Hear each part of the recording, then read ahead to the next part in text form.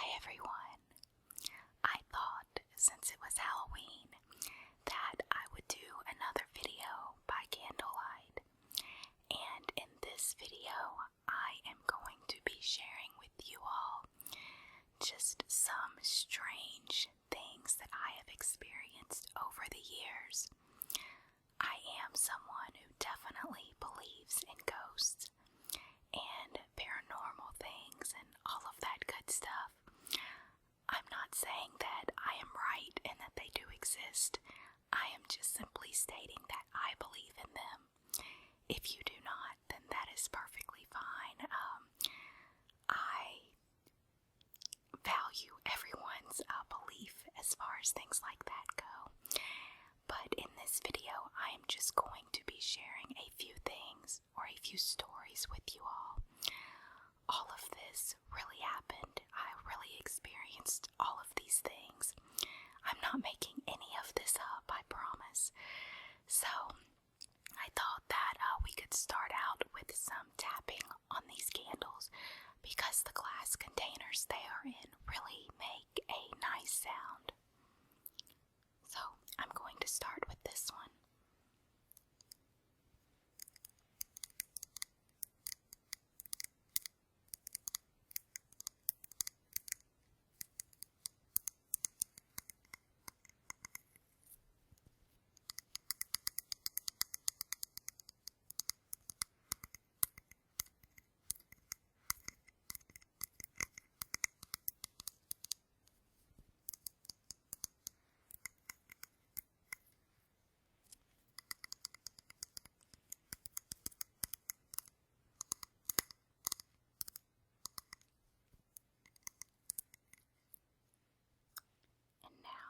To the other one. These are actually the exact same containers.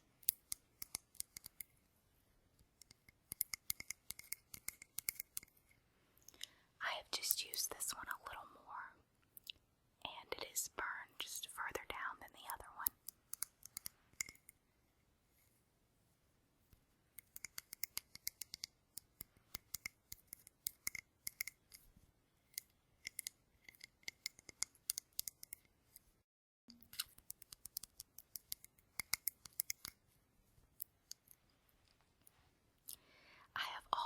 Had a fascination with candles for some reason.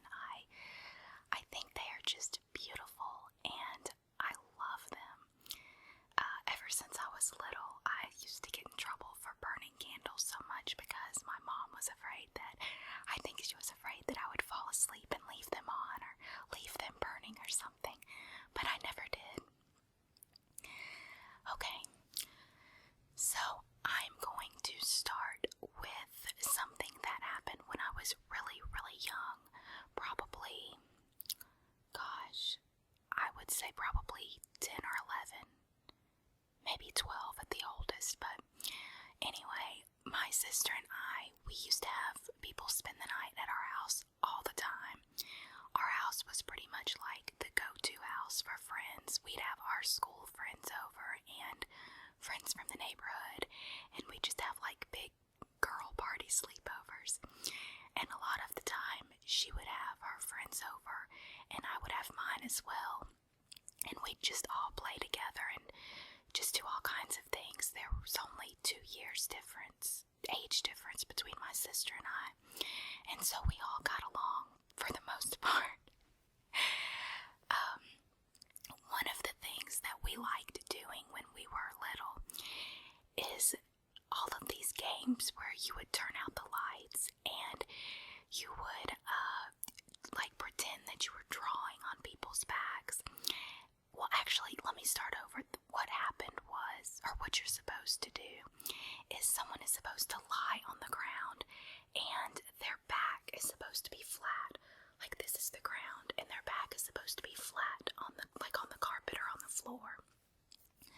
And you kind of put your hands up and down their body just like this. You don't ever touch them, but you just kind of go like this and you say random things. I don't even remember now what was said, or I don't remember any of that, but what happened one night when we were playing this game is we each had a couple of friends over, and my sister was the one who was laying on the floor, and we were all, doing the thing with our hands and saying whatever it was that we said.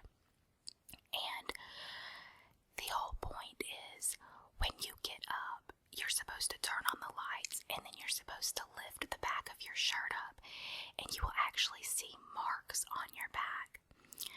Okay, well, so we did that, and then my friend got up to turn the light on, and the second that she flipped the switch to the light, every bulb, like we had a big fan, and it had I think it had like 4 different bulbs in it, but after that, when she flipped the switch, every single bulb in that fan went out, but it didn't just go out, the bulbs like burst just right there. There was no reason for it to happen. It had never happened before, and it did not happen after that. We were all so freaked out, and my mom, she was in the other room, and we were screaming. So she heard us screaming, and she went in there and was like, what happened? What's going on? And we told her. So then, like, my mom, she really believes in ghosts and paranormal stuff as well. So she was saying that we somehow let a spirit inside the house. So then we were, of course, like, all freaked out even more. But, like, none of us slept that night. I don't think I slept for days after that, just because I was so freaked out by it. And like I said, that never happened before, and it never happened after that. It was just one of those really weird things. Let's see. I had like a whole list of things that I wanted to talk to you all about that are stories that I was going to tell you. Oh, this is a good one. Okay, so at our old house, the same house that occurred at, we had 3 bedrooms downstairs, and that was my bedroom, my parents' bedroom, and my brother's bedroom, and then we had an upstairs room, which was really, really big, and that was my sister's bedroom. Well, my sister moved out when she was like 17, and I was still living at the house at the time. And my stepsister came over to visit, and she spent the night in my sister's room. Normally, when my stepsister would come over, my sister would be there, and they would just share the room. But like I said, my sister had moved out, and so that was my stepsister's first time spending the night up there alone. And there was no reason for her to be afraid or scared or anything, because nothing weird, had ever happened before, and I don't even think she knew about the whole incident with the light bulbs that had happened years before that. So anyway, she spent the night, and I think this was like at 3 or 4 in the morning. She came running down the stairs and woke all of us up, and we were like, what's going on? What's wrong? And she said that she saw a lady in the room with red hair. And we were like, what are you talking about? And she said there was a lady in the room, in my room, with red hair. So we're like, no, there's nobody up there. So of course we went up there and we looked, and we didn't see anything. Okay, so she went back upstairs. When she went back upstairs, the alarm clock that had been on the nightstand was unplugged and upside down on the table. I'm not kidding. We have no clue how that happened or who did it, but it was literally unplugged and laying upside down on the table. So after that, she swore up and down that she was not going to spend the night anymore at our house, and if she did, she was going to be sleeping on the couch. Okay, so this is probably 2 or 3 months later. It gets even better. So when that happened, in the room with my stepsister, my brother was not at the house at the time. He was spending the night somewhere else. Well, we never told him about the story because he was really young at the time. He was like 5 or 6, and there was no point in telling a 5 or 6-year-old something like that because it would just scare him. So we never told him. Well, several months after that, he woke up in the middle of the night screaming, and he woke my parents up, and he woke me up, and said there had been a lady in his room with red hair.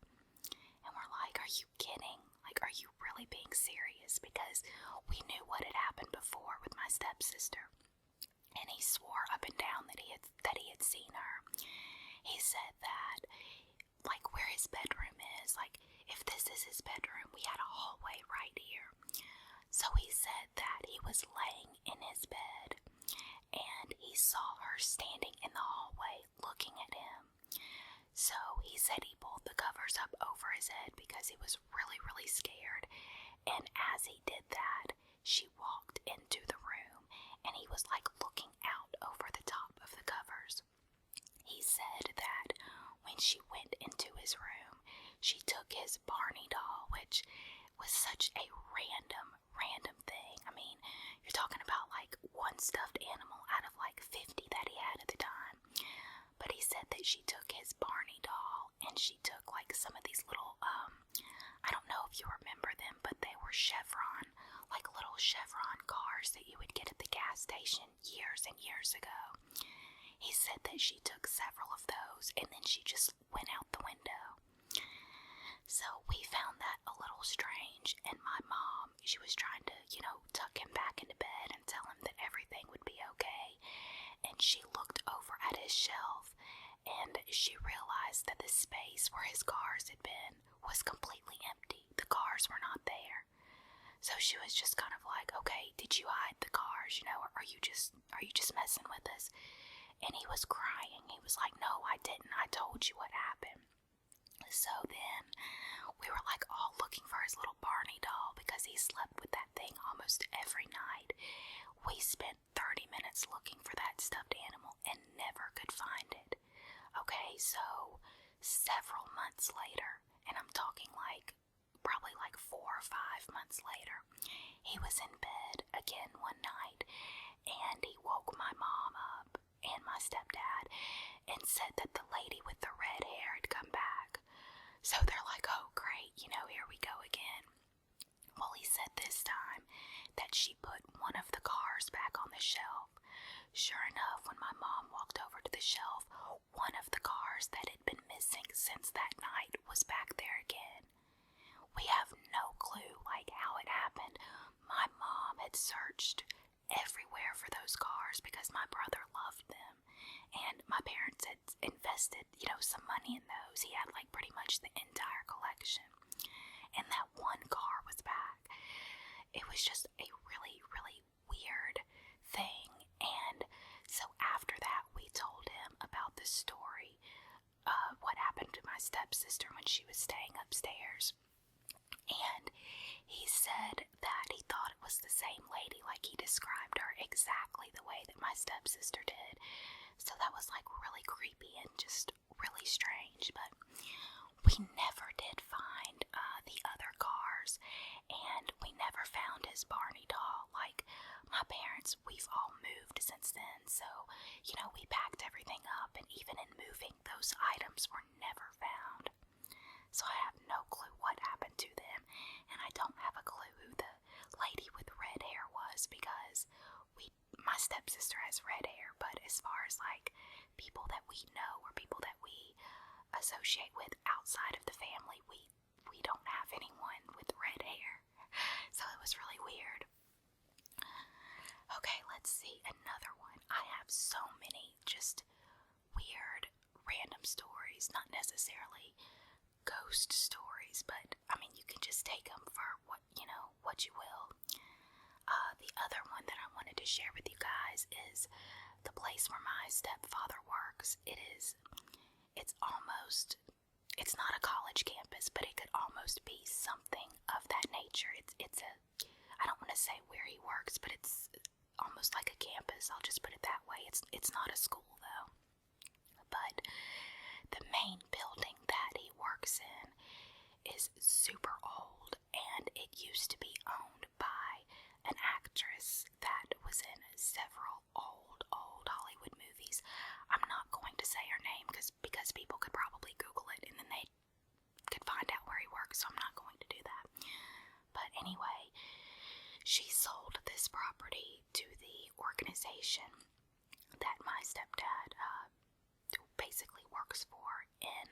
want to say like 1920. And this house, this huge, huge house that she used to live in on this property, it has always been said to be haunted. Well, when I want to say like 14 or 15, we decided to all go over there one night, and I believe it might have been Halloween night, but it was really, no, it wasn't. It was not Halloween night. It was actually in December, and the reason I remember that is because it was really cold, and it was like a week before my birthday. But anyway, I kind of got off track, but so we decided to go over there and just kind of scope the place out at night, I guess. Now keep in mind that my stepdad's office is like actually in this building, this house. So the story was that a long, long time ago there was a fire, and one of the children that used to stay at this house at the time somehow got caught in the fire, and that like at the very, very top, it's several stories. So at the very top, and people that had worked there before had said that just all kinds of creepy things had happened. And if you look at the window at the very top, sometimes you can actually see someone standing up there. So, we're looking around, and we go upstairs, and we went in the attic, and this attic in this house is just massive. I mean, it's probably half the size of my house, and my house is pretty large, so if that gives you any idea, it's just a huge attic, and it's just filled with a lot of junk, like old papers, and nothing really of importance, I guess. So we decided to go up there with no lights and just flashlights, and I will never do that again in my life. One time was enough for me. We went up in the attic, and from the time that we stepped foot in that room, the hairs on my arm were standing on end, and it, like, I don't even know, it just freaked me out so much. I could feel something the entire time, like, how you can feel somebody behind you. That's what it felt like, and I kept turning around, and I obviously didn't see anything. So we're looking around up there, and this is me, my mom, my stepdad, my brother, and my sister, and I think my sister had a friend with her, if I'm not mistaken. But we're looking around, and my brother went over to one of the windows that faced the outside of the building, or like this is the front of the building. It was one of the windows that faced the front, and he put his hand over the window, and he jumped back really quick, and we're like, what's wrong? And he said, you need to come over here and feel this window. So we go over there, and one by one we feel the window, and it is burning hot. I'm not just talking about a little bit warm. I mean, like, you could put your hand on the window and it would burn you. So and this is in the middle of December when it's like 30 degrees outside.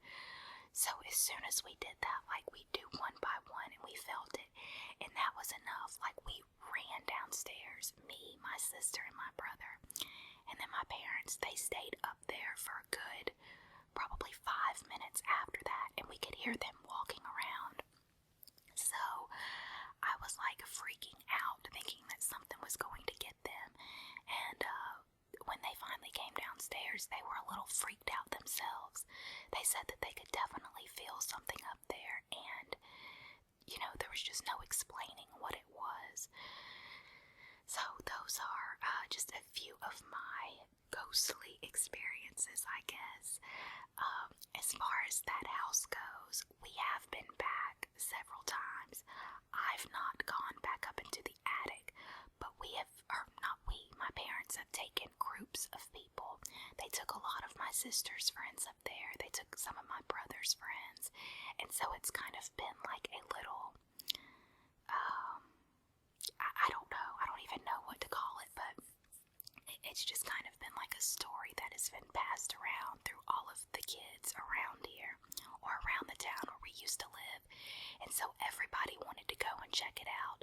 But there have probably been at least 50 people over the last 15 years that have gone up there with with, my parents, and not one single person has said that they weren't like creeped out and scared.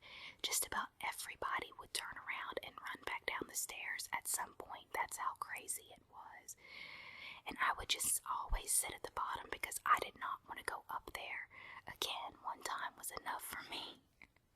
But then the messed up thing was, like, the few times that I went back and I did not go up there, like, I would sit at the bottom of the stairs and I would be all by myself, and then I'd start hearing all kinds of noises, and then it registered. I was like, oh, I'm by myself down here when everybody else is upstairs. If anybody's gonna come get somebody, they're probably gonna get me. So I just eventually stopped going because it was too scary for me. I am one of these people that I love being scared, and I love like haunted houses and scary movies and things like that, but I also have really, really bad nightmares from it. If I go see a scary movie, then 99% of the time I'm going to have a horrible nightmare that night, and I've always been that way. And I have problems sleeping as it is, so I do not need to add anything to that. But anyway, if you guys have any weird stories of your own, feel free to share them in the comments below. I kind of wanted to do something for today that was not too serious. I mean, like I said, all of this stuff happened, but I didn't want to like read a story or, I don't know, do some inaudible whispering or anything like that. I kind of wanted to switch it up and just kind of make this a chill video. I hope that you all have a wonderful Halloween if you celebrate. If not, then I hope you have a great day and night as well. And I think that's going to be about it. Like I said, feel free to share any of your stories in the comments below. And I will talk to you all soon. Bye.